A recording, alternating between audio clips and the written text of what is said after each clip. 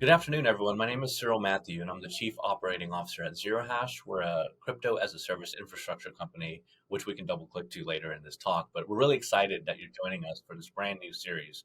We recently conducted a global consumer study, and we discovered that consumers resoundingly agree that they still want to engage in crypto despite some of the turmoil of the last few years.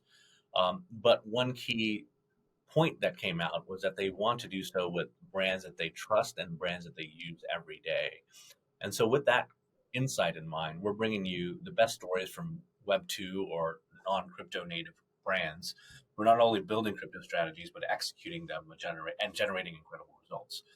So, we're calling this series the Crypto Trailblazers of Web2. And you'll see us engage with a number of incumbents to get behind the curtains view on why they decided to make the move into crypto, what they've built, and how they're making it happen. So with that in mind, I have the pleasure of talking with Hamish Johnston, head of crypto and Web3 at Worldline. Hamish, it's great to have you and have this opportunity to talk about your story. Yeah, thank you very much for having me. Excited for the chat. Yeah, appreciate it. Yeah, let's jump right into it. I mean, first, I like to hear people's personal story first. I mean, I'd love to hear about your background and your journey into crypto Web3 personally. Yeah, of course. I guess crypto Web three. Well, crypto as a whole. I've always been interested in crypto and kind of the theory of money as a means of exchange as a whole. So I started researching it quite a lot during my time at university. That's probably when I got my first kind of glimpse of it all. But kind of my first real world um, take on crypto was at my first role at Storm 2, which is part of Levin Group's talent marketplace, where every day I'd be talking to founders and co-founders of exciting crypto startups globally, from the US to Canada, LATAM, Europe, basically across the globe, and hearing their vision and their goals for the future, and kind of hearing that every day and talking to these incredibly passionate individuals who are generally quite young as well and not too much older than myself, was pretty amazing. And hearing these guys set up incredibly successful global businesses, what really got me interested in the space. So then I was living in London, and I thought, okay, how do I actually get myself into a crypto business and kind of learn from the best? And I was lucky enough to get a role at Revolut, which is probably my real world crypto business. I started Revolut, I think. I was employee number 15 in their sales team, but by the time I left, it was about 350. I think now there's about 1,000 of them. So what Revolut has done is just incredible. But working at Revolut is really like a big boiling pot of some of the smartest minds in crypto, especially from a product perspective. So being surrounded by that a lot and being in the crypto space there, it's kind of led me to where I am now. And at Worldline, I have the opportunity to sculpt a full go-to-market strategy for crypto and Web3 with the full support of the team, which is incredibly exciting. Great, appreciate that. Quite a journey. We're going to go into that a bit more. First, just in case anyone doesn't know, maybe a bit of background on Worldline and what the company does.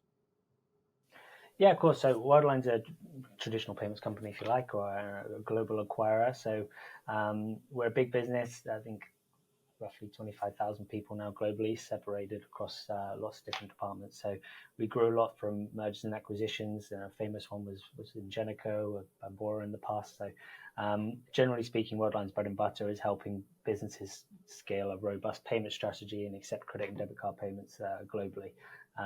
If you really look at it from the center of what it is. Got it. Great. Thanks for that. So maybe a two-part question here. So you have that experience at Revolut, and I think Revolut is well known for being a trailblazer itself in whatever industry it plays in and really moving fast. And so not a shock when they entered crypto Web3. And then now you've been at Worldline, which has great technology, but seen, as you said, more traditional payments company, and they've gotten to crypto Web3. The two-part question is, how was that thought process different at both companies and how they approached it? And the second part of it is like, why did Worldline ultimately decide to enter the space, and what you think Worldline will add to the space? Yeah, I mean, I think it's a timing thing. I mean, working for two kind of completely different businesses, but relatively in the same space.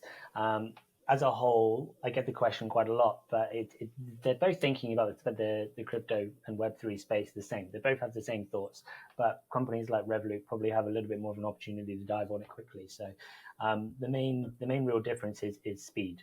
That's where it really starts. But Worldline and lots of traditional big businesses are from the past couple of years, I would say we were more of like the cheerleaders, cheering from the background, from what I can see.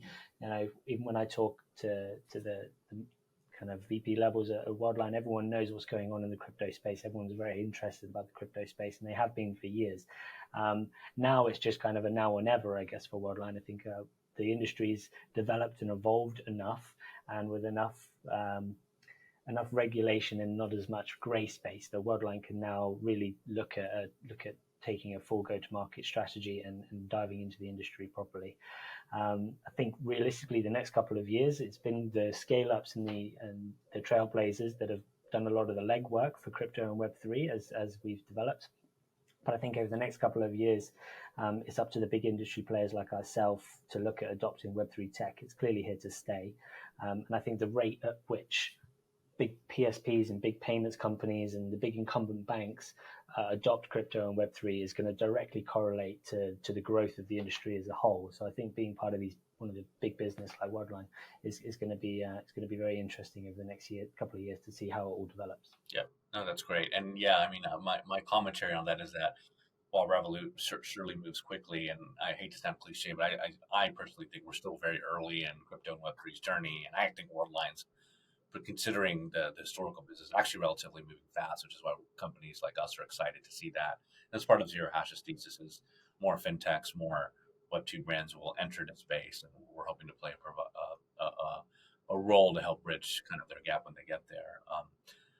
Moving on with that same thought in mind, about 3 months ago, I believe you launched kind of Worldline's first crypto offering, labeled as payment orchestration and acquiring services for crypto businesses.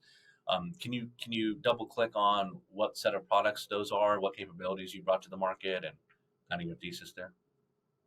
Yeah, so the first couple of months of my journey at Worldline was really seeing what we had underneath the product umbrella, and I think my goal and the business's goal is to be a one-stop shop for everything that's crypto. So the beauty of Worldline is that we can leverage what we do best, credit debit card acquiring globally, but we can also leverage what our partners do best. So we are bringing we have a Worldline payment orchestration product, which we've developed to be more suited to the crypto industry. So we have, I think, 260 or more like 300 partners now under there, from acquiring to wallets to APMs. And then we also adapted it to now have on-ramps. So we have the likes of Banksa, Mercurio, Coinify, all partners of the payment orchestration product.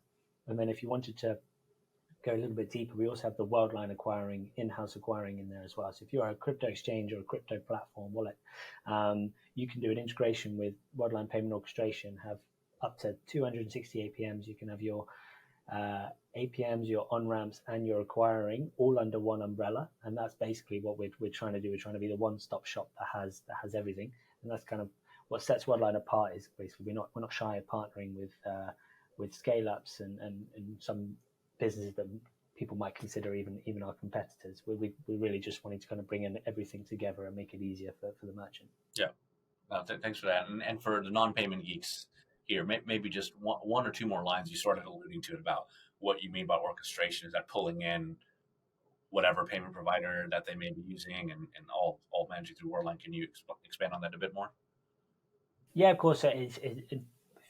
It's a software layer. So you do one integration with us, and then whatever provider you want, you integrate to that provider without. So you don't even have to do the integration. It's more like a plugin. So, for example, if you're a business that's selling online, even just an e-commerce business, you can have a Worldline payment orchestration. Think, okay, I want to launch in Latin America. How do I do that? Worldlines, you'd have an account manager with Worldline and say, oh, great, okay, Latin America, here's our providers for Latin America that work with your specific industry. I'd recommend these top 3. They've got great authorization rates. I'll introduce you to them. You start onboarding, and then you can basically turn them on without an integration. So it's almost like a Shopify for payments, if you like. Great, thank you for that explanation. So you've gone deeper into, and oftentimes in our industry we distinguish crypto and Web3, with Web3 being the engagement with dApps and NFTs and those sorts of things. And you launched a Metaverse experience, and I believe it was a strategic partnership with Solana, and your on ramps. Can you explain a bit more about that partnership and results you've seen? Yeah, exactly. So our partnership with Solana was we Worldline as a whole is as a very big brand. We work a lot across a lot of verticals, and gaming, traditional gaming, is one of the ones that we've done extremely well. In. And we are looking at payment orchestration with, okay, what's happening in the Web3 space? So we spoke to Solana, and they mentioned that they have lots of developers working on Web3 games.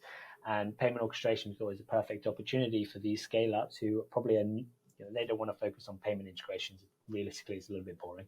They want to focus on actually building their Web3 game and their products. So we did a partnership with Solana where they can refer any of their Web3 games that want to start on ramping, off ramping, acquiring, whatever. They come to us and we give them the providers that they want. They do one integration with us, and then they can just turn on the providers that they want. And the idea is, generally speaking, Web3 gaming is still, we say crypto is early. I'd say Web3 gaming is even earlier than that. So generally speaking, they're really in the kind of startup stage. So we're helping them expand a robust payment strategy early on, instead of doing it, which a lot of the crypto industry did, where they just kind of went in and then learn from their mistakes. I guess from a Web3 gamer perspective, we're trying to give them that robust foundation before scaling up, if that makes sense. Yep, absolutely. Yeah, exciting partnership. Was Appreciate you double clicking on it. So a few more things about Worldline here and your foray into the space. Like, I'm sure there's been challenges, whether that's first making the foray into the space, or now that you've launched, how you think about future strategy. Can you give us some insights into what unique challenges a company like Worldline may face when building in this crypto space? Yeah, I think building in the crypto and Web3 space, gray zones in regulation is really like a hole in your tire. It just slows everything down, and it makes it very difficult for big traditional businesses like ourselves to really dive and build in the space. I think Mika will obviously help mitigate this, and I think it's going to be a great thing for the industry as a whole. But it's just having regulation and not gray zones when it comes to the rules, because big businesses like us, we're not going to take the risks like a scale upward. So we just have to really have a clear, drawn out picture, and having gray zones slows everything down. I also think when I talk to a lot of Web2 brands who are looking at moving into Web3, another thing that does challenge it is you might have a big business where you'll have a Web3 team, and there may be 2 or 3 people in a 1,000-person business. So it's going to be very hard for them to make decisions and informed decisions. So I think the understanding of what crypto and Web3 is needs to come from top down, because I think having a full business where everyone has a pretty good understanding of what crypto and Web3 is, it's imperative for actually adopting it in an efficient way. Yeah, great. And then the last thing I'd answer on your strategy going in is the buy, build, partner question. Like, how did Worldline think about that? There's on the acquiring side, it's your bread and butter, but as you do more things like the Solana partnership, how do you think about the partner or build or buy decisions? Yeah, I think it's a very interesting question. So we've done a lot of work on it this year. It's actually this approach that attracted me to Worldline in the first place. I think what Worldline does great is we leverage what we do great, but we're not shy when it comes to partnering with smaller scale ups and even our competition if we feel like it's beneficial to the end customer. So at the moment, but hence why we partnered with Banxa, Mercurio, Coinify, etc., because their platforms for on ramping are fantastic. And at the moment, if we want to launch a go-to-market strategy and not be delayed, we should be leveraging on people who are doing it already and doing it extremely well. Building is a long-term game, and it is always on our mind. But I think we need to set the foundations first to be even from an industry perspective before we really start thinking about building properly. Because as you mentioned, we're still very early in the world of crypto, and you could start building something that's not relevant in 3 or 4 years, which would be a bit of a waste of an investment, if you like. Great. Yeah, makes complete sense. And cool to see that rounded approach from a company like Worldline entering the space. So yeah, in the study that I mentioned early in our introduction about consumers wanting to engage with crypto despite some of the turmoil of the last few years, but do so with brands that they trust, and brands that they engage with every day. Was that one of the factors for Worldline entering the space? And maybe your personal opinion on, do you think more traditional companies will be entering the space in the coming years to seize on that trend?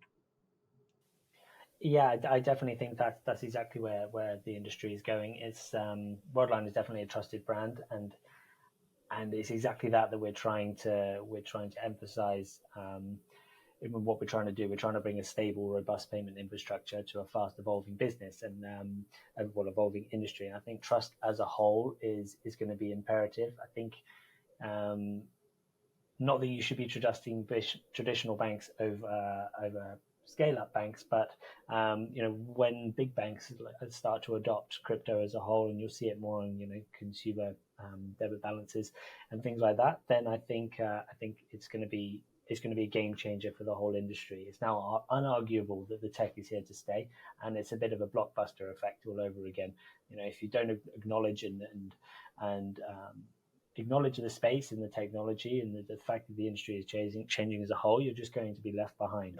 And to do that, you obviously need to be trusted, one, by a user, and if you're a B2B business, by the business as a whole. But I do think it's definitely up to the big industry players like ourselves to look at adopting Web3 tech, and it's definitely clear, it's definitely here to stay.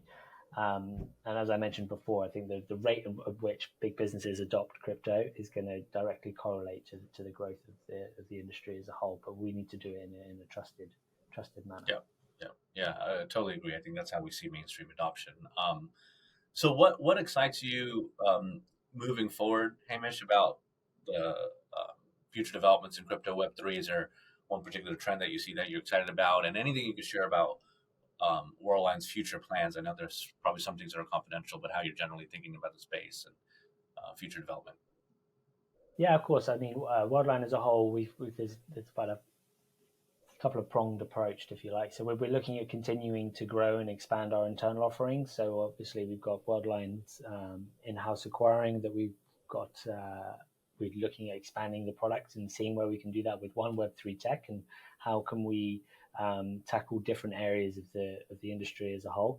But then also also our partner strategy, which we're not ignoring, and we're very bullish on our partner strategy. So we're looking at expanding our partner vertical and our product offering under payment orchestration. So outside of on-ramp, off-ramp, crypto as a payment method, for example, what else can we do under payment orchestration to scale the Web3 vertical as a whole? As you mentioned before, the build versus partner thing, I think in the long term, there's going to be lots of interesting conversations to have with companies like yourself and other companies in the space as well, where we can start kind of weighing up where we're looking at going and as a long-term vision. But I think in the short term, it's really just building on what we've already done. We've done a lot of building this year, done a lot of refining, and I think over the next kind of 24 months is just scaling up Worldline payment orchestration and then Worldline acquiring for kind of helping the European centralized exchanges and wallets, etc., on leveling up their payments and on-ramp strategy. Love it. Yeah, really exciting to see you guys think about these sorts of things as you develop in the future. All right, Hamish, one last question, make it a fun one for you, because there's always something about industry that you may not like. And crypto Web3 tends to be a little bit controversial. So what would you say your least favorite thing about the crypto Web3 industry is? Good question. I would say my least favorite thing about crypto and Web3 is speculation and the things that hit the press. I think it's the things that are going on in the crypto and Web3 space is amazing, but what is taken up by the press is always the negative stuff from the big three exchanges, and I think it's just not helpful. And I think we really need to start focusing on what's actually happening from a positive perspective, not just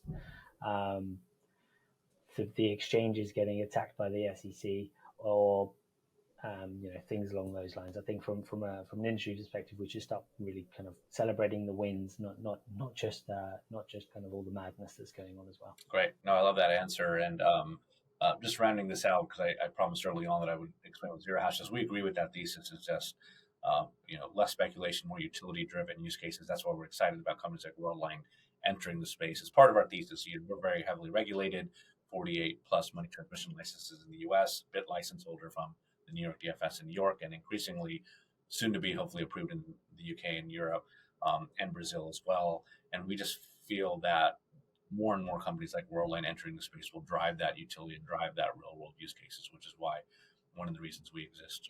So, with that in mind, Hamish, we really appreciate your time. I think these insights are really valuable.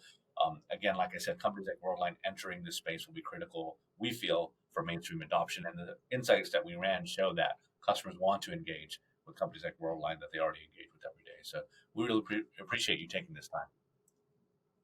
Yeah, thanks for having me. It's been very interesting.